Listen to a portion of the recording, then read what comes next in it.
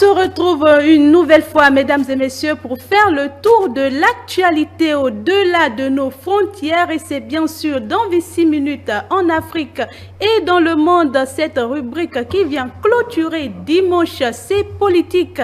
Et toujours ce sera avec nos invités. Une nouvelle tête s'ajoute à nous ce dimanche. Il s'agit de Régis Arossi. Bonjour à vous. Bonjour. Et Laurent Nassara. Laurent, bonjour. Bonjour chers téléspectateurs, bonjour Maël, bonjour Régis. Alors, mesdames et messieurs, deux sujets majeurs nous intéressent aujourd'hui, l'implication croissante de la Russie au Sahel et les récents développements dans le conflit entre Israël et le Hamas. Nous allons en discuter sur ce plateau et sans plus tarder, ces dernières années, la Russie a intensifié sa présence au Sahel, notamment au Mali, au Burkina Faso et au Niger par le biais de la coopération militaire de livraison d'armement et de partenariats économiques. Moscou cherche à renforcer ses alliances dans cette région en proie à l'instabilité. S'agit-il d'un partenariat stratégique bénéfique pour les États sahéliens ou d'une nouvelle forme d'ingérence étrangère? Alors, Laurent Nassara, comment voyez-vous l'implication croissante de la Russie dans le Sahel? Merci. Et depuis un moment au Sahel et dans toute l'Afrique, nous avons vu une reconfiguration de la structure géopolitique. Nous voyons l'influence occidentale qui est en train de s'estomper avec un grand intérêt, je dirais, pour les pays du Sud global, notamment la Russie, mais pas que la Russie, la Turquie, la Chine et bien d'autres, l'Inde par exemple, et qui aussi collaborent et nouent beaucoup plus de partenariats avec les pays de l'Afrique en général et en particulier avec les pays de l'Afrique occidentale. Nous voyons que ce partenariat entre la Russie et les pays du Sahel s'inscrit dans une philosophie géopolitique de la Russie de montrer qu'elle n'est pas isolée, mais également de conquérir des marchés en Afrique pour écouler ses armements. Est-ce une sorte de compétition avec la Chine et la France? Avec la Chine et la France, oui, on peut le dire, puisque les États n'ont pas d'amis, comme on le dit. Et je vais vous le rappeler, tous les États sont des prédateurs. Donc, à la question de se demander si ce nouveau partenariat est une ingérence, on ne peut pas dire non, puisque d'une manière ou d'une autre, dans toute coopération, il y a un soft power, une influence que ces pays-là exercent sur l'autre, puisque nous voyons que quand même que la Russie est une grande économie ou une grande puissance économique, si je peux le dire, et veut quand même conquérir des marchés. Et dans cette reconfiguration géopolitique dont je parlais, nous avons vu un désengagement progressif et des forces occidentales, notamment et des forces françaises, qui laissent aujourd'hui le terrain libre à la Russie avec ses paramilitaires. Nous avons vu Wagner à l'œuvre sur le continent africain qui s'est réorganisé, s'appelle maintenant Africa Corps. Donc oui, la Russie peut ne pas être un nouveau maître, comme je peux le dire, un nouveau maître, mais elle exerce d'une manière ou d'une autre une certaine influence sur ces États-là. Mais voyons également du bon côté, puisque ces États-là du Sahel regorgent énormément de ressources minières, de ressources naturelles, et veulent aussi avoir des bénéfices pour soutenir non seulement les transitions qui sont en cours, payer les salaires aux fonctionnaires, renforcer également leur arsenal militaire, puisque nous voyons que les partenaires traditionnels que sont les États-Unis et la France et bien d'autres pays n'ont pas la volonté de les aider à s'équiper. Donc ces pays-là, dont la Russie, la Chine, la Turquie, qui sont plus flexibles, si je peux le dire, sur ces points-là, et peuvent livrer ces armes-là, nous voyons que ces États-là se tournent plus facilement vers ces États-là. Donc, il y a un partenariat gagnant-gagnant, comme on peut le dire. Un partenariat gagnant-gagnant selon Laurent Nassara, Régis Rossi. Qu'est-ce que vous dites, vous, de l'influence de la Russie au Sahel? Déjà, il faut rappeler que la Russie se retrouve dans un contexte mondial de puissance, puisqu'il ne faut pas oublier de préciser que la Russie est une puissance mondiale, et que ce soit à la table des États-Unis et si on va un peu plus loin de l'Union européenne. Et face à cela, on voit une certaine influence croissante de la Russie dans la zone du Sahel, et cela est tout à fait normal quand on prend les envies ou les volontés que peuvent être celles des pays, donc des puissances qui sont représentées comme des puissances dans le monde. Et donc au Sahel, se demander aujourd'hui s'il s'agit d'un plan stratégique ou d'une ingérence, c'est-à-dire une nouvelle ingérence, c'est se demander si les pays du Sahel, à savoir le Mali, le Burkina Faso et le Niger, sont dans une certaine dynamique avec des axes bien précis. Et afin de préciser ceci, il faudra revenir sur le contexte global dans lequel se retrouve le Sahel aujourd'hui. Aujourd'hui, le Sahel se retrouve dans un contexte où on parle beaucoup plus d'instabilité sécuritaire, c'est-à-dire avec le terrorisme et l'extrémisme violent. Et donc, c'est face à cela qu'aujourd'hui on parle de la Russie, de l'influence grandissante, parce que d'une certaine manière, avec ce qui s'est passé avec les anciens colons, c'est-à-dire la France, on voit bien que plusieurs de ces États ont demandé le retrait de ces troupes françaises, par exemple. Et donc, c'est comme un rejet de l'Occident. Et face à cela, il est une opportunité que veut saisir la Russie. Que veut saisir la Russie par rapport à cela. Et on se demande si c'est un plan stratégique, si cela est bénéfique pour les États du Sahel. Eh bien, il est très important de notifier que cela est pourrait être très stratégique en fonction de plusieurs axes. C'est-à-dire, par exemple, que cette coopération avec la Russie se fait sur le plan militaire, par exemple. Et cela a été l'un des aspects qui a été reproché aux Européens, parce que quand on voit l'exemple de l'opération Serval et de l'opération Barkhane, on voit une certaine dénonciation de l'inefficacité de ces opérations-là. Bon, il faut reconnaître déjà que l'opération Serval avait permis avait eu un certain résultat, mais après il y a eu une reprise des conflits ou voilà des violences, et qui a amené à ce qu'on puisse déployer l'opération Barkhane. Et donc dans la suite, il s'est fait que cela s'est montré inefficace, puisque depuis 10 ans, cela n'a pas permis à ce que la violence puisse prendre sa fin au niveau du Sahel. Et donc, quand on regarde cela, il est tout à fait normal que ces États veuillent repousser l'Europe et chercher un autre partenaire, c'est-à-dire la Russie. La Russie qui les aide aujourd'hui donc sur le plan militaire à travers l'équipement, la formation des militaires du Sahel, de ces pays-là. Et au-delà de cela, il y a également d'autres coopérations et d'autres partenariats sur d'autres plans. Donc on pourrait dire que sur un plan stratégique, cela est bénéfique pour ces États-là. Merci à vous, Laurent Nassara. On comprend que c'est une implication stratégique, mais quelles conséquences pour les anciennes colonies ou les partenariats occidentaux? Déjà, comme on a su bien le dire, ces pays occidentaux aujourd'hui se désengagent, puisque vous savez, les peuples ont la mémoire, et les peuples ils ont cette haine-là envers les pays qui les ont colonisés ou ceux qui les ont maltraités dans le passé.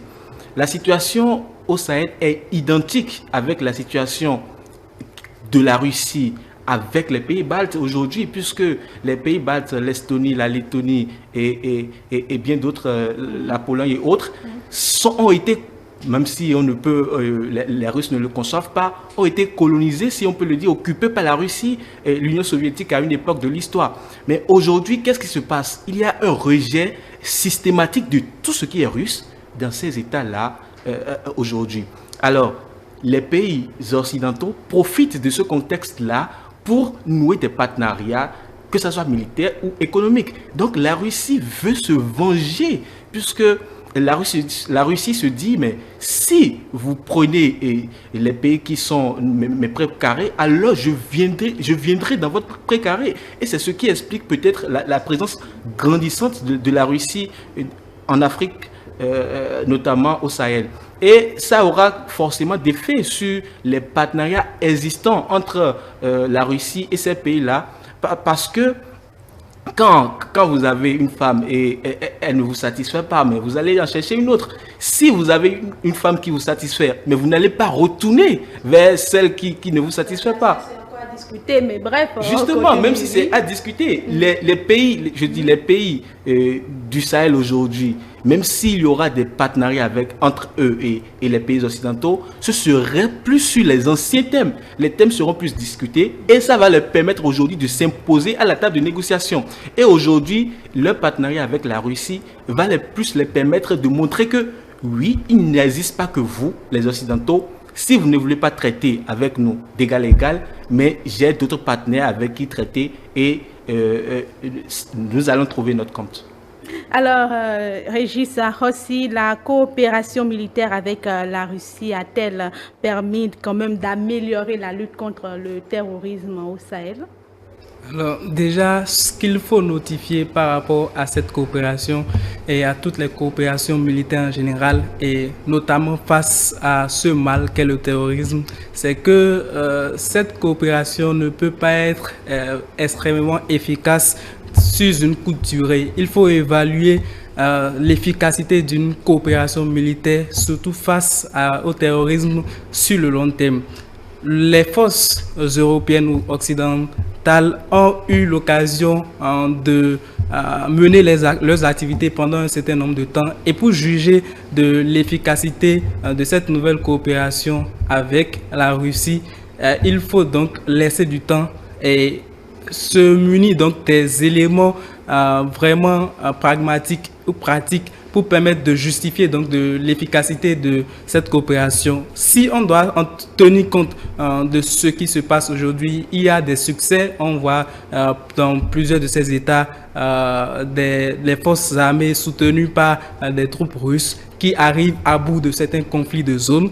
Mais il y a encore sur certains plans des choses à revoir, puisqu'il y a de cela 3 jours, par exemple, au Mali, un certain convoi qui était accompagné par les troupes maliennes et un groupe, le groupe Wagner, donc des mercenaires russes, a été attaqué par des terroristes et qui ont donc causé la mort de plusieurs personnes, donc plusieurs victimes. Et donc quand on voit cela, on se demande si la stratégie qui était là avec les Européens qui n'a pas marché, est-ce qu'on se retrouve encore dans la même stratégie ou est-ce que la nouvelle stratégie apportée par les Russes sera vraiment efficace, puisque on voit encore sur le terrain des dégâts.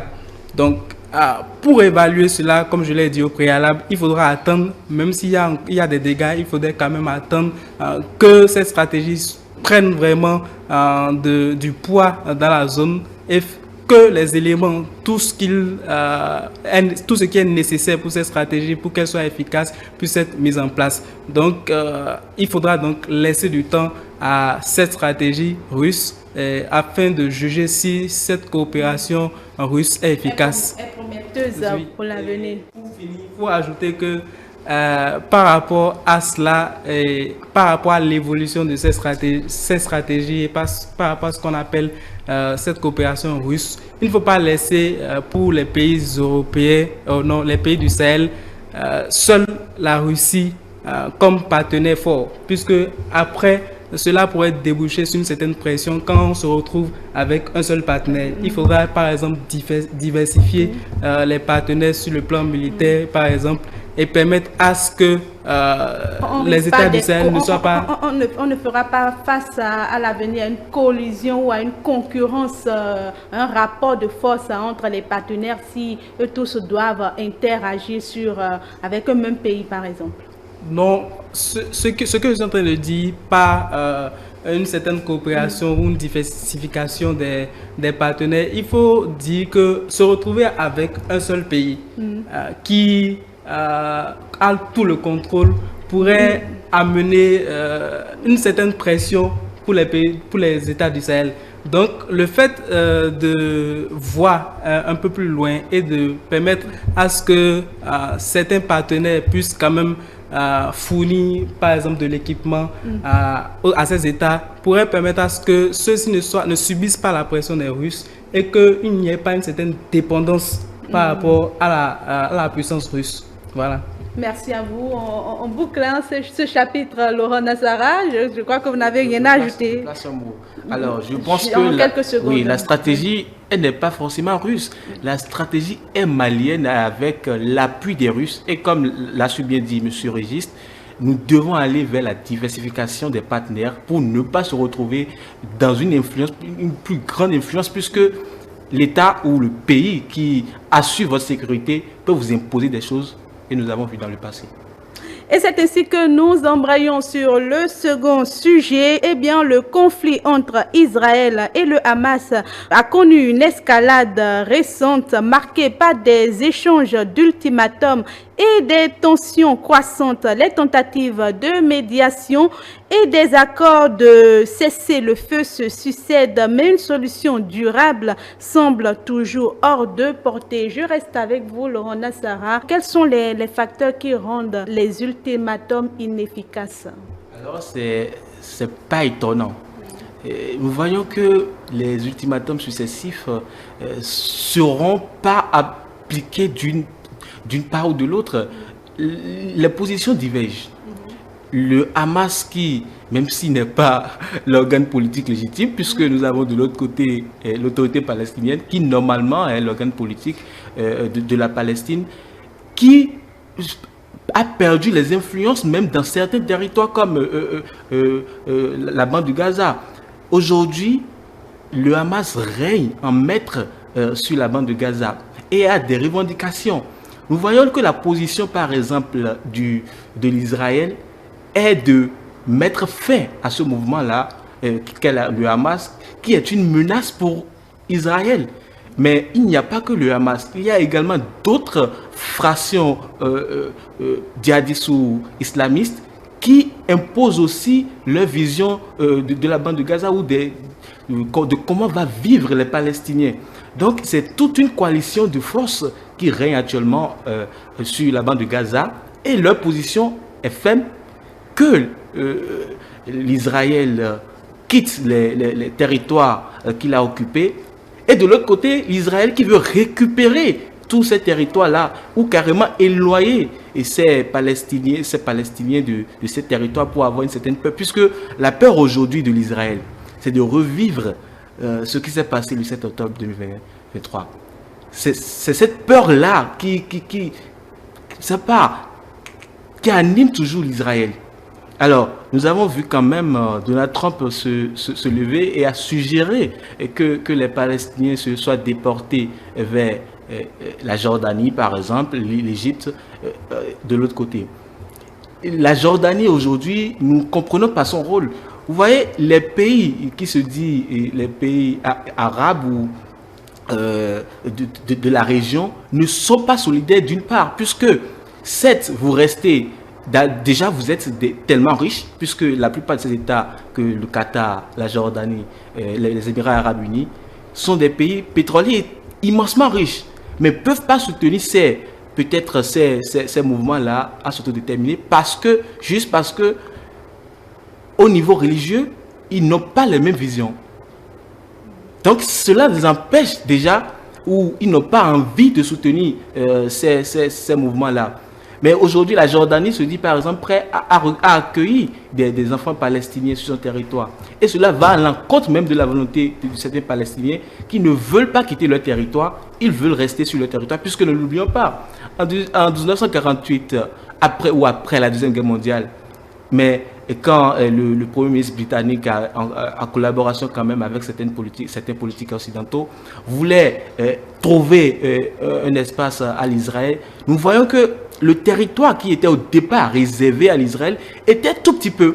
Mais l'Israël, au fil du temps, grignote du territoire. Aujourd'hui, nous nous retrouvons avec un territoire très peu petit de taille et qui est réservé et séquencé.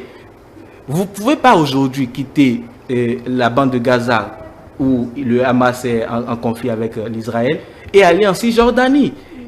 Les territoires sont séquencés et coupés entre eux et l'Israël. Israël aujourd'hui, même si n'a pas tout le contrôle, assure la sécurité de la frontière de part et d'autre de ce territoire-là. Donc, aller aujourd'hui avec cette divergence d'opinion ou de vision, aller vers un règlement immédiat du conflit, cela paraît utopique. Régis Arossi, ça me vient, les interventions des acteurs internationaux tels que les États-Unis, l'Union européenne, ont-elles un impact positif ou négatif dans la résolution de ce conflit?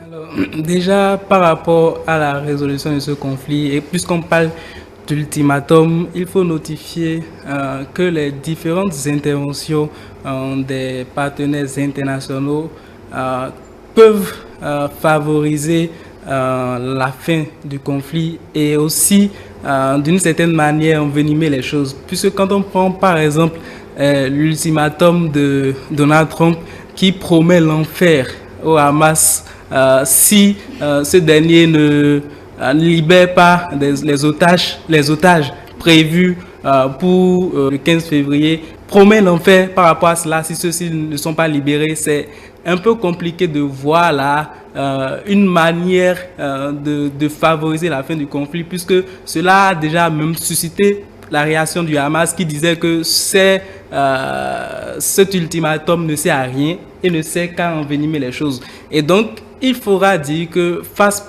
à cet ultimatum, par exemple, ce n'est pas très intéressant pour les négociations qui se retrouvent aujourd'hui. On se retrouve dans un contexte où le Qatar et l'Égypte sont dans un contexte de négociation pour la deuxième phase de cet accord de trêve dont on parle depuis déjà plus de 2 semaines.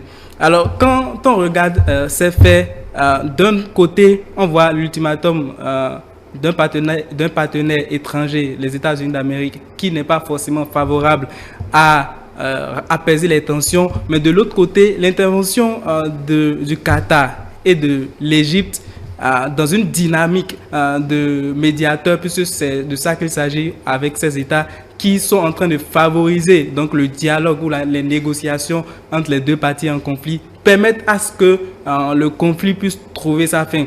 Et un autre acteur, c'est Israël. Israël, avec son premier ministre, oui, Benjamin Netanyahu, qui dit que si le Hamas ne respecte pas les termes du contrat, on va se retrouver à une reprise du conflit, et ce qui n'est pas très intéressant puisque chacun de son côté accuse l'autre de ne pas respecter les clauses de cet accord de trêve, et c'est ce qui ne permet pas de dire que ces ultimatums pourraient favoriser donc une fin du conflit.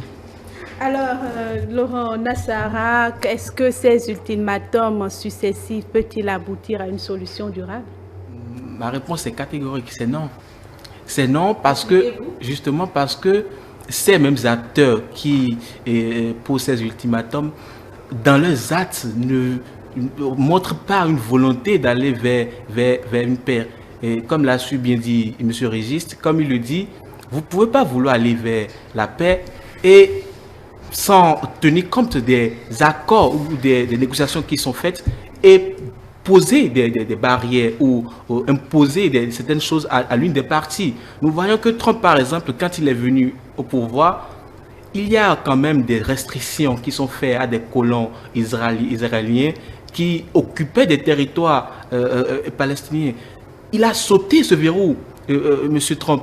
Donc Trump, aujourd'hui, il alloue plus de fonds à Israël pour, c'est pas la vente des équipements militaires, puisque Israël, c'est même, je dirais, la base logistique des États-Unis au Moyen-Orient. Donc, je sais pas, les États-Unis ne veulent pas aujourd'hui aller vers un règlement définitif de ce conflit-là. Mais pas que les États-Unis, même les pays qui sont limitrophes aujourd'hui, notamment la Jordanie, qui normalement est un pays frais et qui devrait jouer, mais que nous voyons aujourd'hui qui est un partenaire des États-Unis et qui joue un double jeu, puisque de l'autre côté, ils ont des frais, mais de l'autre côté, quand ils voient le partenariat qu'ils ont avec les États-Unis, les rentrées d'argent, les fonds qui sont alloués à ces pays-là, donc ils se disent, mais il faudrait qu'on se taise sur ça.